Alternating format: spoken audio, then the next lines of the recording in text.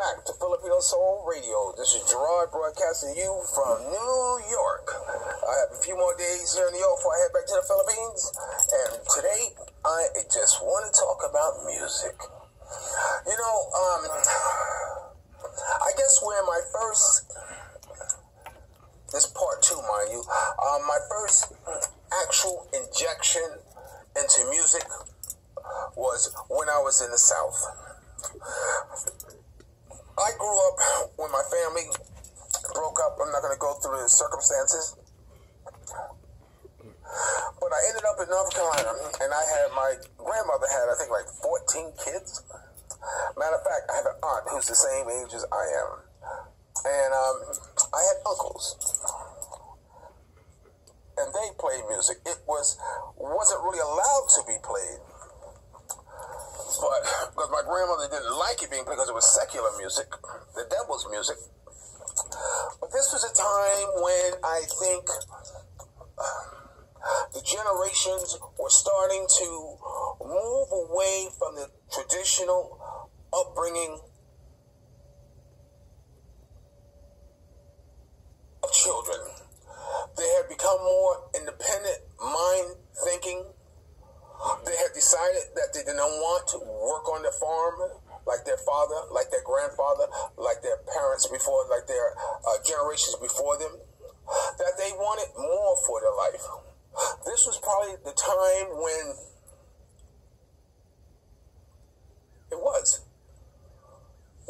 the generation was implanted to want to go to college. The education had taken hold of young people's mind, and they wanted to learn. Now, my uncles, to give you an idea, I'm from New York. When I went down to the South, this was during the time of Jim Crow. It was before integration. I went to an all-black school, and then I was down there when they segregated. It was funny because I used to run from the blacks because I was a Yankee from New York. And I used to run from the whites because I was black. So I had no really safe haven but girls. You know, girls always, they always liked me. I always made them laugh. You know, they always made me feel good. You know, for no other reason. I wasn't running away for any particular reason. But once they found out who my uncles were, they were the McCoys. You know, they would say, "Oh, you better leave him alone. That's Lysander's nephew." "Oh, you better leave him alone. That's Henry McCoy's nephew." And they were well-known. You know, my uncle Bembo, they called him. He was on the football field. You know, he was a jock. You know, Lysander was, oh man, I can tell you stories about Lysander. Lysander was the one who I followed behind. He taught me how to drive. You know, oh my God. I can say that he gave me my first pimping job in New York. You'll learn more about that in my book. But let's get back. He also introduced me to pawn shops. I had a trumpet. And when he came from Vietnam, you know, he was running around and what have you, and he needed money, and so he asked if he could put my trumpet in the pawn shop. I said, sure. Why? Because I idolized him. So the reason why I do so much business with pawn shop, because I'm wired that way. To music. So they start playing music. At this time, Motown was coming out. The Temptations were coming out, but you know, I'm screwing.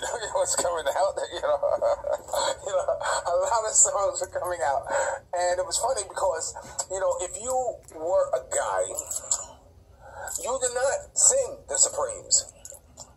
You did not sing My Threes and the Vandellas, you know, Dancing in the Street or anything like that. You know, you were a man, so you listen to man's songs and did manly things, you know, and that's pretty much, you know. In fact, I never liked female artists for a long, long time. I just, you know, because they had nothing to give me. You know, they could not teach me anything. So, like, if you were a guy and you were listening to the Supremes or whatever, one of those songs like that, you were looked at as funny. Yo, hey man, and he's funny. You know what I'm saying? Because he's not listening. He's marching to a beat of a different drum. You know what I'm saying? But then it's funny because when you look at those individuals today, you know, you often see that they're gay. So it has to be something said about sexuality, music, and how music also influenced the sexuality of blacks during those days. You know what I'm saying? Because you were either a man or you were either a woman. You know, and you know, listening as a man, you listen to man sing about love. You know, if you were gay or you had homosexual tendencies, it's funny. I'm labeled that when during the service. I could never figure that out. You were listening to the Supreme. You were listening to female songs. Well, anyway, I'm gonna play a song here, and I'm proud to say that I am probably the last generation who saw all 5 Temptations perform live. And the fact that they're on the cover of my magazine is one of the biggest accomplishments, next to Lamont McLemore, founder of the Fifth Dimension, on my magazine, that I could ever bestow upon myself. So, this song here I'm going to play, I'm starting with this one because it's more of a farm type of thing, for being in the South kind of thing. Something probably a lot of you never heard before. Here we all work on the Mississippi.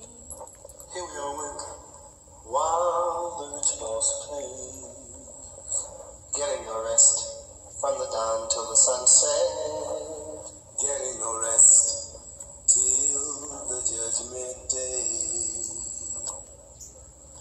You don't look up, you don't look down, you don't dare make the rich boss frown. Bend your knee and bow your head and tote that ball until you're dead.